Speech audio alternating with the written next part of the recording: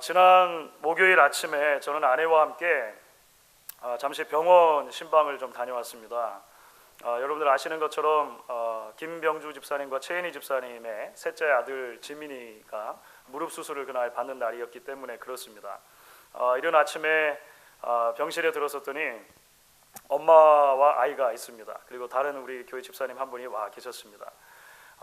엄마를 보는 순간 마음속에 이제 곧 2시간 남짓되는 수술을 받아야 하는 그 아들을 바라보는 그 애틋한 마음이 고스란히 느껴져 왔습니다. 한편으로는 염려되기도 하고 또 한편으로는 미안하기도 하고 그런 마음이지 않았을까 생각합니다. 어느 부모가 그러지 않았겠습니까?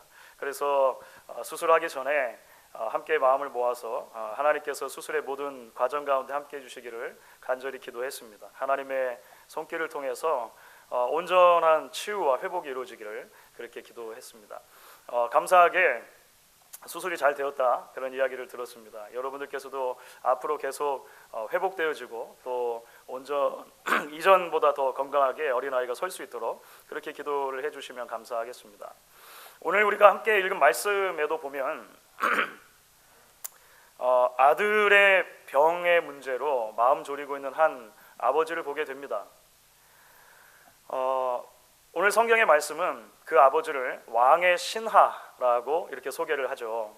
왕의 신하라고 번역된 단어는 사실 원어로는 하나의 단어입니다. 한 형용사형이 명사로 사용된 것인데요. 보통은 로열이라고 번역될 수 있는데 왕궁에 속한 또는 왕에게 속한 그렇게 번역될 수도 있고 또 다른 편으로는 노블이라고 번역이 되기도 합니다. 그러니까 귀한, 귀중한 또는 귀족의 이렇게도 번역이 될 수 있겠죠. 대부분의 주석가들은 당시에 갈릴리 지역을 다스리고 있었던 분봉왕이 헤롯 안티파스입니다. 헤롯 안티바. 그 헤롯 안티파스의 일을 했던 그런 고급 공무원이 아니겠는가 보통 이렇게 짐작을 하죠. 하지만 여러분 그의 신분도 그의 부도 그의 명예도 아들의 병 앞에서는 아무런 영향력을 발휘할 수 없었다는 것을 오늘 말씀을 통해 보게 됩니다. 그렇죠? 오늘 말씀은 그 아들이 거의 죽게 되었다라고 설명을 합니다. 영어 성경 중에 ESV 성경은 그것을 at the point of death라고 옮겨놔요. 그러니까 지금 막 죽어 간다는 것입니다. 어떤 이유인지는 어떤 병인지는 성경에 이야기하지 않지만 곧 그 아이의 생명의 불꽃이 꺼질 것만 같은 그런 아주 위태위태한 상황이었다라고 설명을 하는 것이죠. 자신이 가지고 있는 그 어떤 부와 권력으로도 아무것도 할 수 없었던 아버지가 이제 그래서 예수님을 찾아온 것입니다. 마침 예수님께서 유대 지역에서 사역하시다가 다시 팔레스타인의 북쪽 지방인 갈릴리 지역으로 다시 예수님이 오셨는데 그 소식을 듣고 예수님께 간 것이죠. 예수님께서 그 아이의 병을 고쳐주십니다. 예수님께서 그 아이를 살려주신 것입니다. 그렇다면 여러분 이 치유의 기적 이야기를 통해 우리가 붙들어야 할 진리가 무엇일까요? 다시 말하면 예수님께서는 이 병든 아이의 병을 고쳐주시는 이 기적의 사건을 통해서 자신에 대해서 그리고 하나님 나라에 대해서 그리고 하나님 나라의 백성으로 이 땅을 살아간다라고 했을 때 그들의 신앙에 대해서 무엇을 이야기해 주시기 원하셨던 것일까요? 오늘 우리가 그 이야기를 조금 더 함께 살펴보면서 하나님이 주시는 은혜를 나눌 수 있으면 좋겠습니다. 오늘 본문의 말씀을 읽어갈 때 여러분들께서 감지하셨는지 모르겠습니다만 오늘 본문 사실 전체를 관통하고 있는 하나의 중요한 주제가 있습니다. 그 주제를 여러분 어떻게 요약할 수 있을까요? 한 단어로 본문 전체를 관통하는 주제를 우리는 믿음이라고 사실 요약할 수 있을 것입니다. 그러니까 오늘 예수님의 기적은 믿음이라고 하는 문제와 대단히 밀접하게 관계가 되어 있다라고 하는 것을 먼저 기억할 수 있으면 좋을 것 같아요. 오늘 본문이 열리면서 먼저 그 공간적인 배경을 설명을 하죠. 갈릴리 가나에서 오늘 이 일이 있었다 이야기를 합니다. 갈릴리 가나 하면 요한복음을 읽어오는 그 독자들이라면 생각나는 사건이 있을 것입니다. 여러분들도 생각나는 사건 있으시죠? 혹시라도 생각이 안 날까 봐 오늘 본문에는 설명이 또 달려 있어요. 갈릴리 가나가 어떤 곳이냐면 예수님께서 전에 물로 포도주를 만든 것이다 라고 하는 설명까지 달려 있습니다. 그러니까 우리가 지난 시간에 살펴봤던 요한복음에 기록된 예수님의 7가지 기적 중에 첫 번째 기적이었던 갈릴리 가나의 혼인잔치에서 예수님께서 물로 포도주를 만들어 주셨던 그 사건의 바로 현장, 그 가나에서 다시 한번 또 다른 기적이 있었다, 두 번째 기적이 있었다, 이렇게 이야기하는 것으로 보면 될 것 같습니다. 오늘 본문의 정보를 보니까 이 왕의 신하는 집이 가버나움에 있었던 것 같아요. 그러니까 가나에서 가버나움까지는 갈릴리 바다 쪽으로, 갈릴리 호수 쪽으로 한 20마일 정도를 더 내려가야 하는 것입니다. 그러니까 그 바닷가에 가깝기 때문에 지형적으로도 내려가는 것이고, 그래서 오늘 본문을 보면 계속 내려간다 이런 그 용어가 사용이 되는 것을 보게 될 것 같아요. 이런 배경 속에서 오늘 이야기가 어떻게 흘러가고 있는지 한번 생각을 해보시면 좋을 것 같습니다. 오늘 예수님께서는요, 아들의 병을 고쳐주십시오 이렇게 간청하는 아이 아버지에게 대뜸 이렇게 말씀하십니다. 48절이죠. 너희는 표적과 기사를 보지 못하면 도무지 믿지 아니하리라. 사실 어떻게 보면 굉장히 동문서답 같은 거예요. 그렇죠? 우리 아이를 좀 고쳐주십시오 이렇게 했는데 예수님은 거기다가 대고 너희는 표적과 기사를 보지 못하면 도무지 믿지 않을 것이다. 이 사람을 포함해서 갈릴리 지역에 있는 사람들 전체를 사실 말씀하신 거라고 생각이 되는데 이런 얘기를 하셨습니다. 아버지는 마음이 급하잖아요. 예수님하고 이 믿음의 본질에 대해서 막 논쟁하고 이럴 시간이 없는 거예요. 그래서 또 한 번 이야기합니다. 예수님, 우리 아이가 죽어가니까 죽기 전에 내려오십시오라고 다시 한번 간청을 드리죠. 그때 예수님이 뭐라고 말씀하십니까? 가라, 내 아들이 살았다. 이때 오늘 말씀은 이런 내용을 덧붙입니다. 이 아이 아버지가 그 말씀을 믿고 갔다는 거예요. 그 말씀을 믿고 갔다는 것입니다. 이 아버지가 그 말씀을 믿고 자기 집으로 내려가는데 사실 시간이 좀 지체된 것 같아요. 다른 일을 봤던지 아마 시간이 좀 지체됐고 이제 하루 해를 넘겨서 이제 집으로 내려가고 있습니다. 내려가는 도중에 이제 자신의 집에 있었던 하인들이죠, 종들이 거꾸로 길을 되짚어 돌아오는 것을 본 거예요. 만난 것이 중간에 그 종들이 뭐라고 소식을 전하냐면 아이가 살았다는 것입니다. 왕의 신하가 묻는 것이죠. 아버지가 묻는 것이죠. 언제부터 낫기 시작했느냐? 계산을 해보니까 이 종들이 말한 것은 어제 7시부터 열이 떨어졌다, 나았다고 말했고, 오늘 시간으로 하면 낮 1시 정도 될 것입니다. 이 사람이 계산을 해보니까 어떻다는 거예요? 예수님께서 가라, 내 아이가 살아있다라고 하시는 말씀을 바로 그 순간부터 아이의 병이 나았다는 것을 알았다는 것이죠. 그렇게 된 다음에 결과가 어떻게 된 것입니까? 이런 모든 일이 있고 나서 어떤 일이 벌어졌는가? 오늘 말씀이 이렇게 요약을 하는데요. 53절입니다. 53절은 저와 여러분이 한번 같이 읽어보시면 좋겠습니다. 그의 아버지가 예수께서 내 아들이 살아있다 말씀하신 그때인 줄 알고 자기와 그 온 집안이 다 믿으니라. 오늘 예수님의 말씀과 그리고 이 왕의 신하의 그 대화 가운데 쭉 연결되는 주제를 여러분들 보시면 우리는 어렴풋이 그래서 깨닫게 되는 것입니다. 오늘 이야기를 통해 이 아이의 아버지의 믿음이 점차적으로 예수님께서 기대하시는 참 믿음으로 나아가고 있다는 것을 여러분들 보게 되실 것입니다. 예수님이 처음 말씀하셨을 때 믿은 것도 믿은 거예요. 그런데 그것으로 좀 모자란 것 같아요. 무엇인가 확인이 된 이후에 그와 그 온 집안이 다 믿었다라고 하는 이야기로 오늘 말씀이 결론을 내리는 것을 보면 우리가 정확하게 뭐라고 꼬집어 얘기할 수는 없지만 조금 이따가 말씀드리겠습니다만 이 아버지의 믿음이 처음에는 예수님께서 기대하시던 믿음이 아니었는데 점차적으로 예수님이 기대하시는 믿음으로 발전되고 있다라고 하는 것은 느낄 수 있다는 것이죠. 그렇다면 여러분, 오늘 이야기를 통해서 강조되는 믿음은 어떤 종류의 믿음을 도대체 말하냐는 것입니다. 그러니까 거꾸로 말하면 예수님께서 우리 신앙이라고 할 때 그 신앙의 어떤 측면을 강조해서 이야기해 주시고 계시느냐라고 하는 것이죠. 오늘 이야기의 초점을 한마디로 요약하면 이렇게 요약할 수 있을 것 같습니다. 예수님이 일으키시는 기적이 아니라 그 기적을 일으키시는 예수님 자신을 믿는 믿음을 요구하셨다는 거예요. 그 믿음으로 이 사람을 계속해서 초대하고 계시다라고 하는 것입니다. 그러니까 이것을 좀 일반적으로 풀면 이렇게 얘기할 수 있겠죠. 기독교 신앙의 핵심은 무엇인가? 예수가 주시는 무엇을 바라고 믿는 것이 아니라 그것 이전에 자기 자신을 우리에게 선물로 주신 예수를 믿는 것이다라고 계속해서 이야기한다는 거예요. 여러분 기억을 하시겠습니다만 바로 그것이 지난 주말에 저희가 부흥회가 있었잖아요. 부흥회를 통해서 참 귀한 말씀들을 우리가 계속 들었는데 정민영 선교사님을 통해서 들었던 여러 중요한 주제 중에 하나가 아마 여러분 떠오르실 것입니다. 그렇죠? 그러니까 정민영 선교사님의 말을 빌리자면 이런 것이죠. 기프트가 아니라 기버를 믿는 것, 그것이 기독교 신앙의 참 본질이다라고 이야기를 한다는 것입니다. 여러분 표적이 있는 이유가 뭘까요? 요한복음에는 사실 기적, 미러클이라고 하는 단어보다 표적이라는 단어가 훨씬 더 많이 사용되어 있습니다.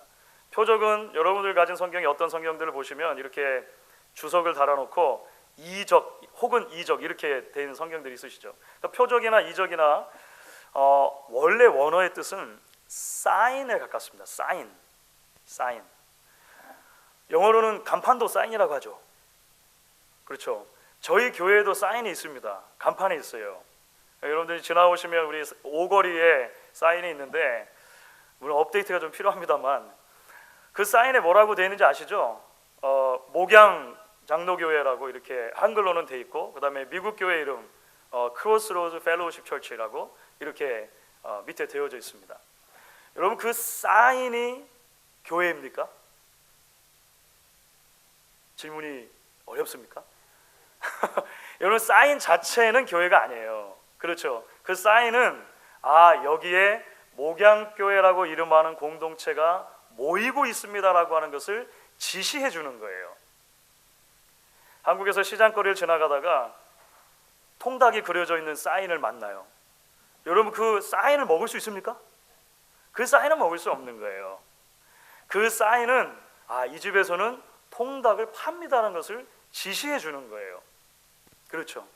그러니까 지시라고 하는 것은, 사인이라고 하는 것은, 표적이라고 하는 것은 지시하는 대상이 있을 때 비로소 의미가 있는 것입니다. 그 자체로서 의미를 가지는 것이 아니라는 것이죠. 그러니까 우리가 흔히 이야기되는 왜 달을 가리키는 손가락 있지 않습니까? 비유를 들자면 사인은 손가락이겠죠. 사인이 손가락이고 그 실체 지시하는 대상이 통닭이, 그러니까 달이라고 생각하시면 될 것 같습니다. 여러분 예수님께서 왜 수많은 기적들을 보여주셨을까요? 특히 요한복음의 그 수많은 예수님의 기적들을 이적이다, 표적이다, 그 중에서 7개만 특별히 선별적으로 기록하고 있는 이유가 무엇일까요? 예수님이 이 땅에 오신 것은 단순하게 인간의 물질적인 필요를 공급해 주시는 것이 아니다는 것을 이야기해 주기 원하셨던 것입니다. 아니 세상에 한 번도 최고급 포도주를 맛보지 못한 사람들이로군. 내가 최상급의 포도주를 맛보게 해주지. 예수님의 의도가 그것 자체가 아니었다는 것입니다. 광야에서 배고픈 사람들의 줄인 배를 한 끼 채워주고 마는 것이 예수님의 궁극적인 목적이 아니었다라고 하는 것입니다. 물론 여러분 혼인잔치에 흥을 돋구는 것도 대단히 중요하고 배고픈 사람들에게 밥을 먹여 떡을 주는 것도 대단히 중요하고 병자를 낫게 해주는 것도 대단히 중요한 것임에 틀림없습니다. 그럼에도 불구하고 예수님께서 원하셨던 것은 무엇이냐면요, 그 기적을 통해서 무엇인가를 계속 지시해 주기를 원하셨다는 거예요. 뭘 지시해 주기 원하십니까? 예수님 자신이 어떤 분이신지를 보여주기 원하는 거예요. 그 예수님이 가져오실 하나님의 나라가 어떤 성격을 가지고 있는지 보여주기 원하시는 거예요. 그 하나님 나라의 백성으로 산다는 것은 이 땅을 살며 무엇을 누리고 사는 것인가 보여주기 원하셨던 것입니다. 그래서 예수님께서 그 모든 기적들 뒤에 뭐라고 이야기하시냐면 내가 참 생명의 떡이다라고 이야기하시는 거예요. 내가 참 생명수다라고 이야기하시는 거예요. 내가 참 빛이다 얘기하시는 거예요. 내가 생명의 근원이다 얘기하시는 거예요. 내가 이 땅에 온 이유는 무엇인가? 나 자신을 그래서 여러분들에게 선물로 기업으로 주기 위해 오셨다 라고 예수님께서 계속해서 우리에게 일깨워 주시는 이유가 거기에 있는 것입니다. 사랑하는 여러분, 그렇기 때문에 오늘 말씀은 우리의 신앙의 자리를 사실 돌아보게 하는 것입니다. 과연 우리가 예수를 믿는다라고 할 때, 우리가 신앙을 가지고 있다고 할 때 그 믿음의 방향이 어디를 향해 가고 있는지를 오늘 말씀이 사실 진지하게 우리에게 질문하고 있는 것이죠. 요즘 그 한국에서 다시금 그 소위 사회적으로 고위층에 올라 있는 사람들의 갑질에 대한 그 이야기가 다시 탑뉴스거리가 되고 있습니다. 여러분들 혹시 관심 있게 보신 분들은 아마 아실 것 같은데, 한국에서는 한 대기업의 회장이 그 업체의 직원을 막 무차별적으로 구타하는 일이 있었잖아요. 그래가지고 다른 여러 일들과 더불어서 이제 그 고소가 됐다고 들었습니다. 혹시 그 영상 보신 분들 있으신지 모르겠습니다. 너무 한 집사님께서 겸손하게 손을 이렇게 들어주셨는데 너무 말도 안 되게 잔인하고 잔혹하게 그렇게 막 직원을 때리잖아요. 그런데 더 충격적이었던 게 뭐냐면 그 비디오 클립이 이제 그 일반에 공개가 됐는데 그 비디오를 누가 녹음했는가? 혹시 여러분 그 얘기 들으셨어요? 그 비디오를 누군가가 회장을 고발하려고 뒤에서 몰래 찍은 게 아니라 그 회장이 일부러 누군가에게 시켜서 찍었다는 거예요. 소장하고 있으려고. 말이 안 되죠. 너무너무나 자신의 사회적인 위치를 이용한 갑질이잖아요. 그래서 이제 그 이슈가 이렇게 대두되면서 특히 이제 피해자 입장에서는 정의가 실현되기를 원한다 뭐 이렇게 계속 하고 있는 이야기를 들었습니다. 그런데 여러분 아십니까? 사실 좀 조심스럽고 죄송스러운 말씀이지만 많은 경우에 우리가 신앙을 그렇게 갑질하듯 신앙생활을 할 때가 있다는 것입니다. 사실 여러분 그것이 처음 왕의 신하가 예수님께 보인 반응 중에 하나였습니다. 예수님, 우리 아들이 병들어 거의 죽어가고 있습니다. 고쳐주십시오. 예수님께서 거기에 대해서 뭐라고 말씀하셨다고요? 너희는 표적과 기사를 보지 못하면 쉽게 믿지 않을 것이다 얘기하셨어요. 그때 왕의 신하가 아이의 아버지가 다시 한번 예수님께 간청한 내용이 있지 않습니까? 49절에 주여 내 아이가 죽기 전에 내려오소서 이렇게 했다고 되어 있잖아요. 그런데 여러분 사실 이 말씀은 간청이나 부탁이 아니라 원문을 그대로 놓고 보면 명령형으로 되어 있습니다. 명령형. 선생님, 지금 내 아들이 죽어가고 있다니까요. 당장 내려와서 고쳐주세요 라고 예수님께 사실 이 사람이 명령하고 있는 거예요. 선생님이라고 부르긴 하지만 마치 당연히 내가 맡겨놓은 것 전당포에서 물건 찾듯이 너무 당연한 것을 내가 요구하듯이 그렇게 예수님 앞에 예수님 내려오셔서 고쳐주셔야죠 라고 이야기하고 있다는 것입니다. 여러분 오병이어의 기적 이후에 사람들이 예수님을 왕으로 삼으려고 했던 이유도 마찬가지죠. 정민영 선교사님도 잠깐 언급하셨습니다만 여러분 예수님을 왜 사람들이 왕으로 삼으려고 했습니까? 정말 예수님이 너무 좋아서 예수님이 너무 존귀하고 높으셔서 내 평생도록 예수님께 나의 삶을 헌신하고 예수님만을 섬기고 예수님께만 내가 복종하기 위해서 예수님을 왕으로 삼으려 했습니까? 아니죠. 밥 먹기 위해서 사실 예수님을 왕으로 삼으려고 한 것입니다. 예수님 왕이 되면 이게 밥 문제는 걱정했겠다. 조그만 도시락 가지고도 막 2만 명씩 먹이시고 하니까 거기에 사람들의 마음이 있었다는 것을 여러분 그 요한복음 이야기를 통해 보시지 않습니까? 신앙인 것 같지만 결국은 갑질인 것이죠. 믿음인 것 같지만 결국은 내 뜻대로 예수님을 이용해 보려는 얄팍한 시도였다는 것을 우리가 말씀을 통해 보게 됩니다. 그럼 다시 말씀드리지만 우리 먹고 사는 문제가 중요하지 않은 것이 아닙니다. 예수님께서도 너희가 일용할 양식을 기도하라고 주기도문에서까지 이야기해 주셨습니다. 우리가 병든 부모님을 위해서 자녀를 위해서 믿음의 형제 자매들을 위해서 함께 기도하는 것 자체가 잘못된 건 아닙니다. 성경은 오히려 너희가 서로 병 낫기를 위하여 기도하라고 권면을 합니다. 문제는 무엇입니까? 문제는 예수님을 램프의 요정 정도로 만들어 버리는 게 문제라고 하는 것입니다. 평소에 예수님과 어떤 관계를 누리느냐? 아무런 관계가 없는 거예요. 상관이 없어요. 평소에 내가 예수님의 말씀에 순종하고 예수님의 말씀이 내 안에 머물고 내가 예수님의 말씀을 따라 살아가는 것에 별로 관심이 없어요. 그런데 필요한 것이 있으면 슬쩍 그분을 소환해냅니다. 기도로 이렇게 살살 램프를 문질러요. 아니 뭐 하세요? 빨리 나오세요. 내 문제 해결해 주셔야죠 라고 말하는 것이죠. 사랑하는 여러분, 예수님의 7번째 I am 선언이 포도나무의 비유였습니다. 그렇죠? 예수님께서 나는 포도나무라. 그런데 그 예수님의 자기 선언에 딸려 있는 말씀이 있었습니다. 나는 포도나무요 너희는 가지라라고 하는 말씀이 딸려 있었죠. 우리가 그 말씀을 함께 나누면서 살펴보았습니다. 머물러 있음, 붙어 있음이 중요하다고 하는 거예요. 왜 열매를 맺지 못하는가?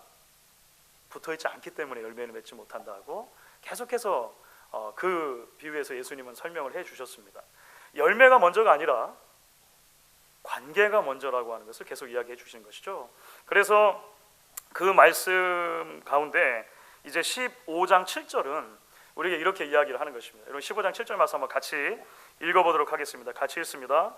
너희가 내 안에 거하고 내 말이 너희 안에 거하면 무엇이든지 원하는 대로 구하라. 그리하면 이루리라. 아멘이죠. 그런데 여러분, 우리는 얼마나 많은 경우에 이 순서를 바꾸는지 알 수가 없습니다. 너희가 내 안에 거하고 나의 말이 너희 안에 거하면, 이 부분을 자꾸 넘어가는 거죠. 우리가 주님 안에 머물러 있고 주의 말씀이 우리 안에 계속해서 머물러 있는 것에 별 관심이 없다가 무엇이든지 원하는 대로 구하라 그러면 주시리라 라고 하는 말씀에 눈이 번쩍 띄어지는 우리의 모습이 사실 오늘 말씀 가운데서 지적되고 있다라고 하는 것입니다. 여러분, 제가 읽은 주석에 이런 이야기가 하나 소개되어 있습니다. 그 주석의 저자가 신학교 이제 1학년 때 한 교수님께 들은 이야기라는 거예요. 그 교수님이 자신의 경험을 이렇게 이야기해 주셨습니다. 교수하시기 전에 이제 목회를 하셨는데 완전히 초년생 목회자로, 젊은 목회자로 한 교회 부임을 한 것입니다. 그런데 그 교회 한 여성도께서 큰 이제 병이 걸리신 거예요. 병원에서는 1년 정도밖에 남지 않았다라고 이제 선고를 한 것이죠. 병원에 신방을 했습니다. 병원에 신방했더니 그 여성도가 이제 이렇게 목사님께 이야기를 하는 거예요. 예수님께서 성경에서도 병자를 고치셨다면 지금 내 병도 고쳐주셔야 되는 것 아닌가요? 만약에 예수님이 지금 나의 병을 고치지 않는다면 성경이 아무런 소용없는 것 아닌가요?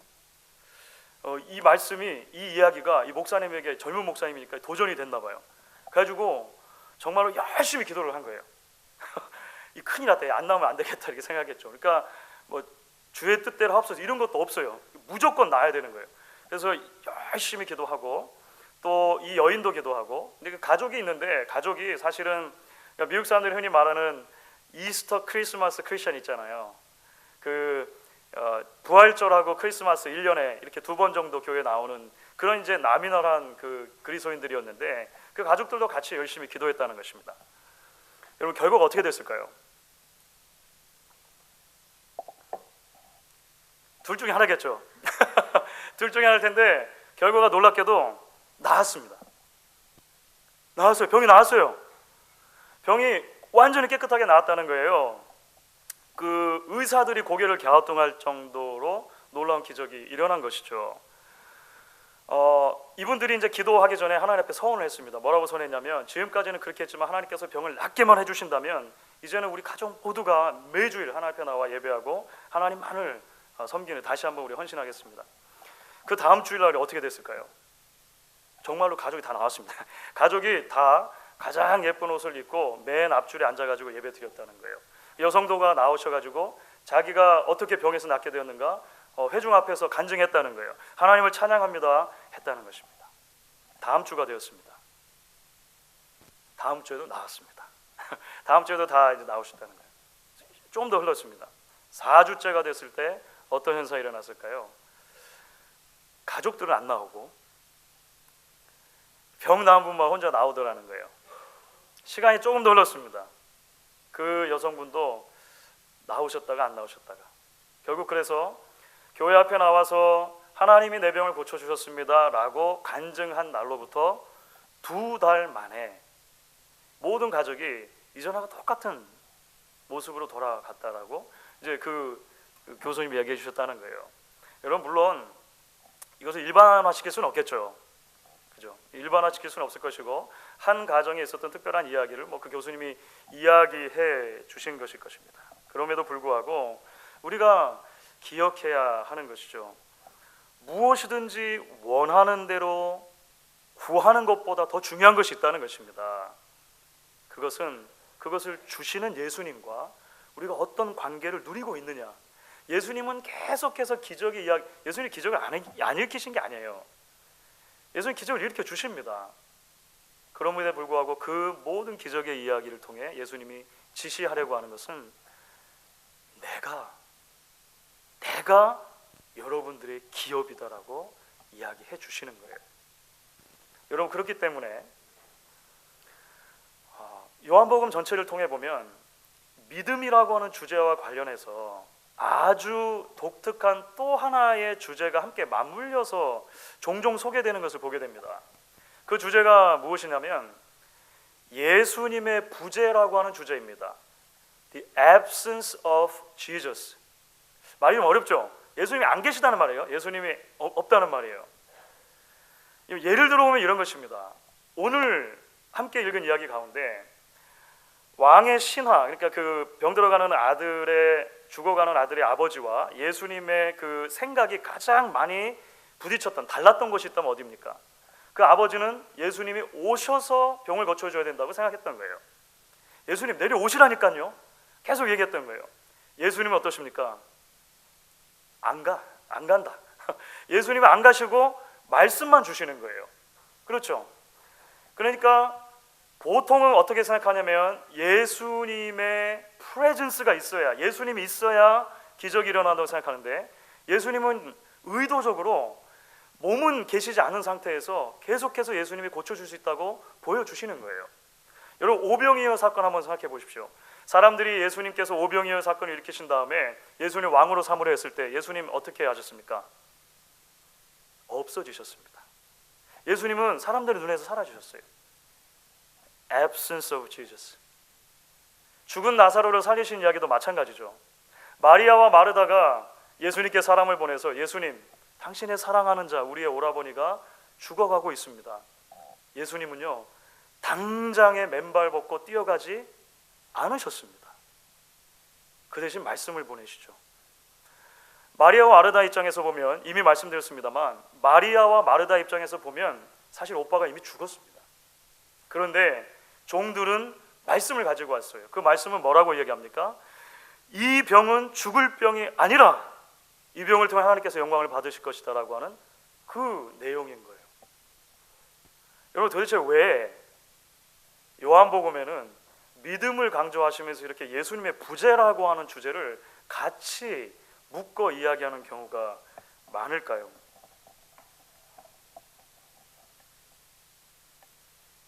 예수님의 부재 상황이야말로 예수님 자신에 대한 참 믿음이 검증되는 순간이기 때문에 그렇습니다. 너무나도 아이러니한데요. 예수님이 안 계신 상황이야말로 예수님만을 바라볼 수 있는 시간이라고 하는 거예요. 예수님이 부재하신 그 상황이 예수님만을 전적으로 의지하는 법을 배우는 순간이기 때문에 그렇다는 것입니다. 주 안에서 사랑하는 여러분, 혹시 예수님께서 보이지 않는다라고 하는 그런 인생의 시기를 지나는 분들 계시지 않습니까? 현실과 말씀 사이에 괴리가 너무 커 보이는데 예수님께서 아무것도 하고 계시지 않는다라고 혹시 여러분들 생각되는 인생의 시기를 지나고 계시지 않습니까? 그럼 기억하실 수 있기를 바랍니다. 바로 그때가 믿음이 발동돼야 하는 순간이라고 하는 것입니다. 바로 그때가 내가 예수님 안에 전적으로 머물러 있는 법을 배우는 순간이고 바로 그때가 예수님만을 의지하고 신뢰하는 법을 배워야 하는 순간이라고 하는 것입니다. 이런 말씀을 정리해 보도록 할게요. 얼마 전 그 미국에서 발행된 한 기독교 신문에 기사가 하나 실렸는데 그 기사의 제목이 제 눈에 들어왔습니다. 좀 이 자극적인 기사 제목이었던 것 같아요. 제목이 이렇습니다. 개신교 최대의 악습은 간증입니다. 제목이 좀 너무 도전적이죠. 개신교 최대의 악습이 간증이다. 그러니까 내용은 이것입니다. 과격한 면이 좀 있지만 그거를 요약하면 이런 거예요. 개인적인 간증의 유익이 전혀 없는 것은 아니지만, 내 인생 가운데 하나님께서 일하셨던 것들을 함께 나누는 것이 자체로 잘못된 건 아니지만, 너무나 많은 경우에 간증이라는 것이 우리 인생 가운데 잘 된 일에만 하나님이 함께 하신 것처럼 이야기할 가능성이 있다는 거예요. 예를 들어보면 바울 같은 경우는 사실 얼마나 많은 그의 삶이 줄이고 목마르고 헐벗고 얻어맞고 정처 없이 돌아다니고 감옥에 갇히는 삶이었습니까? 오늘날의 기준으로 보면 누가 그런 사람을 근데 데려다가 간증시키겠냐는 거예요. 여러분, 제가 자랑할 것이 하나 있습니다. 자랑할 것은 내가 감옥에 갇혔고 내가 매를 맞았고 내가 죽도록 수고했고, 오늘날 누가 그렇게 간증하면 듣겠냐라고 하는 거예요. 생각해보면 맞는 말인 것 같습니다. 여러분,